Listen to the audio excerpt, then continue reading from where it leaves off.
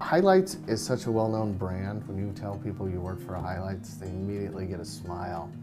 And they say, I remember that. I remember Highlights, but they had the hidden pictures. Any child that would have had a subscription to Highlights magazine is likely to have seen those hidden pictures puzzles throughout the course of their subscription.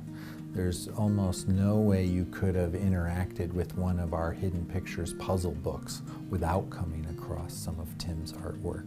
To find an illustrator who so thoroughly understands what makes a good hidden picture and who can produce for us over and over and over again, I think in Tim's case more than 500 times, is a really fabulous thing for us.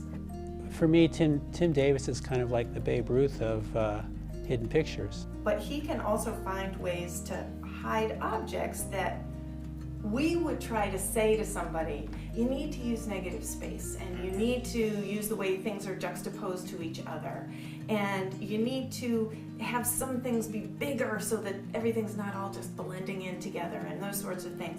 And we don't have to say, hey Tim, can you juxtapose things or use the negative space. He's already thinking like that, and he's already doing that.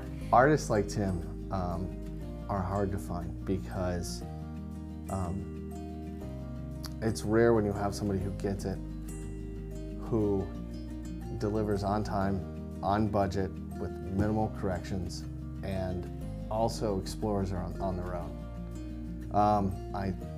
Someone who can expand and their style. I think artists a lot of time stay stagnant and just ride the style out. But if you can, as artists, I think we have to grow and play and have fun with what we do. From line art to just different styles. And it's really kind of cool because you're making it art now versus illustration.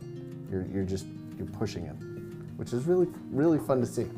It's not so much because he did so many of them, but he kind of became a troubleshooter for us. He was a guy that you could give a tougher assignment to, something that Tim is more of a collaborator than some of our illustrators. You know, if there's something that I think, I don't know if we can make this work or not, there's a short list of people we would actually seek advice from, illustrators, and Tim's on that list.